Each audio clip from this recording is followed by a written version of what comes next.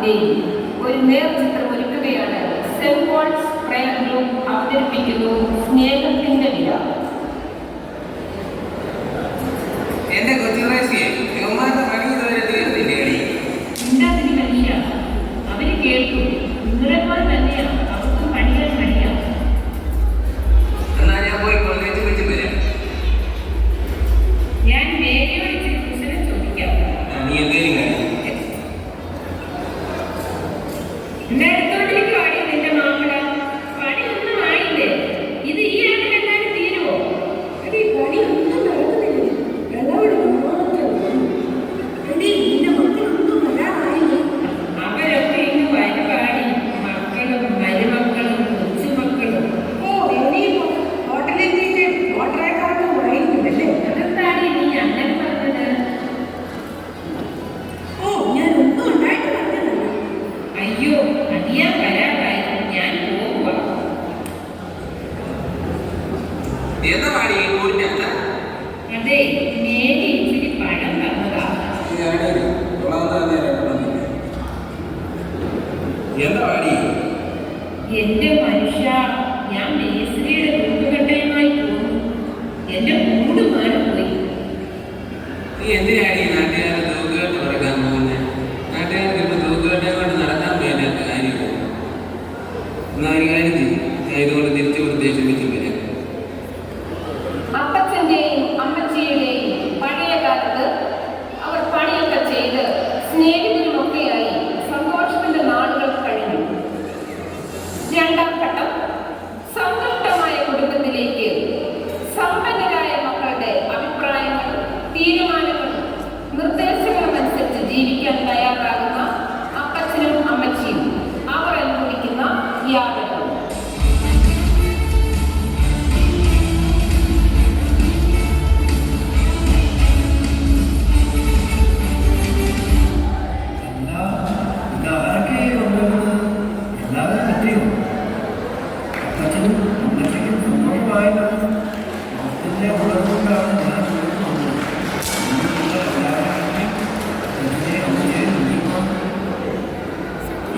ഞങ്ങൾക്ക് കുഴപ്പമൊന്നുമില്ല. ഞങ്ങളുടെ വീട്ടിൽ മൊത്തം ഏസിയാണ്.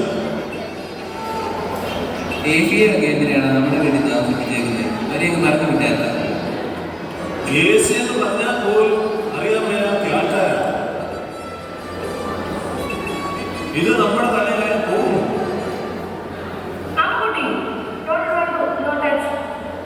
അച്ഛ, നമുക്ക് അപ്പച്ചന്റെ അമ്മച്ചിയുടെ കാര്യത്തിൽ ഒരു തീരുമാനമെടുക്കാം.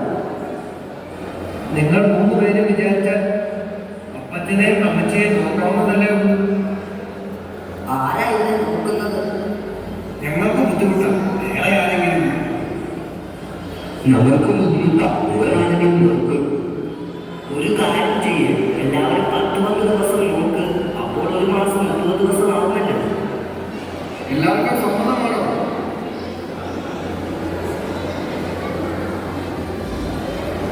എല്ലാവരുടെയും ഓരോ സമ്മതമാവുകയും കരുതുന്നു. എന്നാ വാ, അപ്പച്ചനും അമ്മച്ചിയും ഞങ്ങളുടെ കൂടെ പോരുന്നു.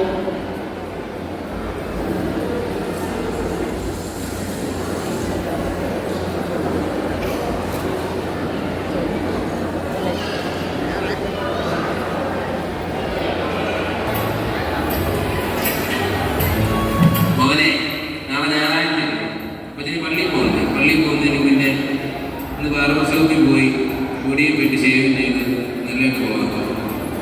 ആ, എൻ്റെ കയ്യിൽ പൈസ ഒന്നുമില്ല. ആയ കാലത്ത് നന്നായി പള്ളിയിൽ പോകുന്നില്ലേ. ഇനി ആവശ്യം വരുമ്പോൾ ഞങ്ങളെല്ലാവരും കൂടി അത് കൊണ്ടുപോകണം. ഓ, ഒരു പള്ളിയിൽ പോകുന്നതായി വന്നേക്കുന്നു. ആ, ഇനി ഇതെങ്ങാനും അറിയാമെങ്കിൽ അച്ഛനെ ഇങ്ങോട്ട് വരും. അയ്യോ മോനെ, അയ്യോ അയ്യോ അയ്യോ. ഇതെന്താ പറ്റിയത്? സാരമില്ലടി, എന്നാ ചെയ്യാൻ? മൂത്ത മകന്റെ വീട്ടിലെ ദുരിതങ്ങളെല്ലാം ഏറ്റുവാങ്ങി രണ്ടാമത്തെ മകന്റെ വീട്ടിലേക്ക്.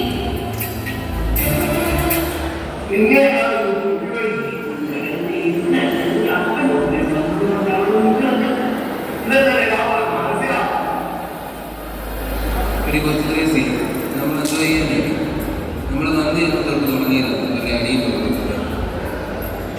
എങ്ങനെ പോയാൽ ശരിയായില്ല. നമുക്ക് എന്തെങ്കിലും ചെയ്യാം. ഇതിനൊരു അവസാനം വേണം. നമ്മൾ ഇന്ന് കൂടിയല്ലേ ഉള്ളൂ, നാളെ പോവുമല്ലേ? എനിക്ക് മണ്ണാരാന്ന് പറഞ്ഞ പോലെ പോയി കളി. വിരുന്നുകാരെ ഓടിക്കാൻ ഭാര്യയും ഭർത്താവും കൂടെ അടിയുണ്ടാക്കിയ കഥ പറഞ്ഞു. ആ മക്കളെ കണ്ടും മാങ്ങു കണ്ടും മോഹിക്കെടുക്കുന്ന കാരണവന്മാർ പറയുന്നത് ശരിയാണ്.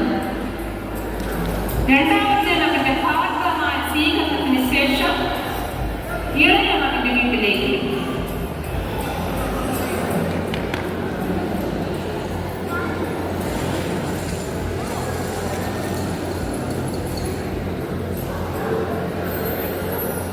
എന്തുണ്ട് മക്കളെ വിശേഷം? സുഖം തന്നെയല്ലേ? എന്തേ നിങ്ങളുടെ ഡാഡിയും മമ്മിയും?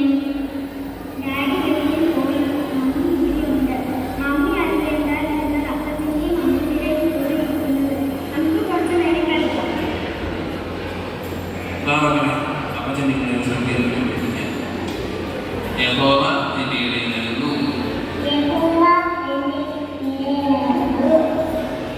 എനിക്ക് മുട്ടുണ്ടാവുകയില്ല.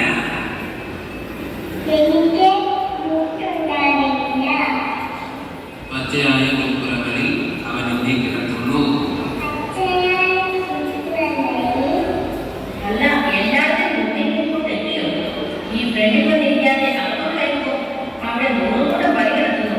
ഞാൻ അവിടെ കുറച്ച് മുഷിഞ്ഞ തുണികൾ കൂടിയിട്ടുണ്ട്. അതെല്ലാം പോയിട്ട് കല്ലിൽ അടച്ച് അലക്കാൻ നോക്കണം. അവള് പറഞ്ഞത് കേട്ടില്ലേ?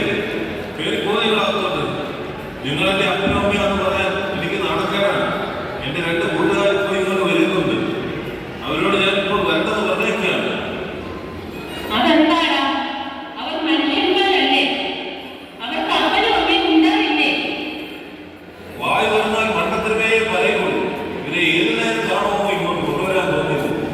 പേര് പോകല്ല. അയ്യോ എന്റെ ദൈവമേ! ആ പൊന്നു പോലെ സ്വന്തം അപ്പനെയും അമ്മയും ജീവനോടെ കല്ലറയിലടക്കാൻ കൊതി കൊണ്ട് നടക്കുന്ന മൃഗമേ. സ്നേഹം എന്ന് പറഞ്ഞ എന്താ? ഇത് കണ്ടോ നീ? ഇടനെഞ്ചിന്റെ ഫോണിൽ വായിക്കാനാവാതിരുന്ന പോലും ഇട്ട ഒരു സത്യമാണ്.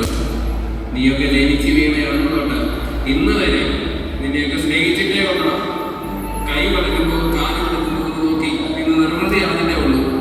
കണ്ടോടാ നിന്റെ പെറ്റുന്നതേ ഈ കണ്ണിലൂടെ ഒഴുകുന്ന കണ്ണീരല്ല, ചോര ചോര. 10 മാസം ചോര പറ്റാൻ ഈ വയറ്റിനെ കണ്ണിലൂടെ മൃഗമായി നീ ചവിട്ടിയത്. ഇനി ഞങ്ങളിൽ നിന്ന് ഞങ്ങൾക്ക് ഭ്രാന്ത് പിടിക്കും. പിന്നെ എന്ത് ചെയ്യാമെന്ന് ഞങ്ങൾക്ക് പോലും അറിയില്ല. പടി കുത്തരേസി വായിക്കാം.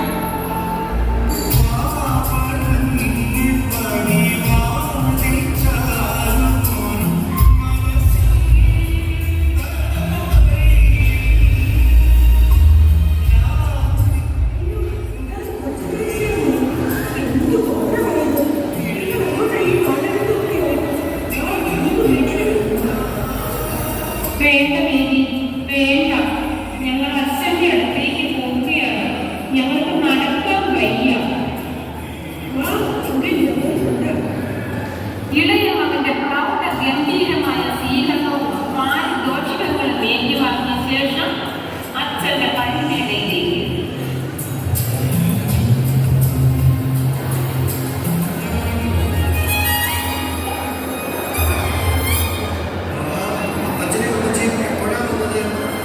എനിക്ക് ഇന്ന് അത്യാവശ്യമായി സെന്റ് പോൾസിൽ ദശാംശ പിരിവിന് പോകണമായിരുന്നു. ഇന്ന് ഞങ്ങളുടെ ഭാഗത്താണ് പിരിവ്. മാസാസാവല്ലേ? ഇതോടുകൂടി ഈ വർഷത്തെ ദശാംശ പിരിവ് പൂർത്തിയാക്കുകയാണ്. ക്രിസ്ത്യൻ കമ്മിറ്റി അംഗങ്ങളും എല്ലാവരും ഉണ്ടായിരുന്നു. അതുകൊണ്ടാണ് അത്യാവശ്യമായി പോയത്. ഞാൻ എല്ലാവരോടും ഇങ്ങോട്ട് വരാൻ പറഞ്ഞിട്ടുണ്ട്. നിങ്ങൾ എന്തെങ്കിലും കഴിച്ചോ? ഞങ്ങളൊന്നും കഴിച്ചില്ല. ഇന്ന് ഞങ്ങളെ നോക്കാൻ ഒന്നുമില്ല. എന്റെ ദൈവമേ, ഇത്രയും നേരമായിട്ട് ഒന്നും കഴിച്ചില്ല. അതെന്താ അങ്ങനെ?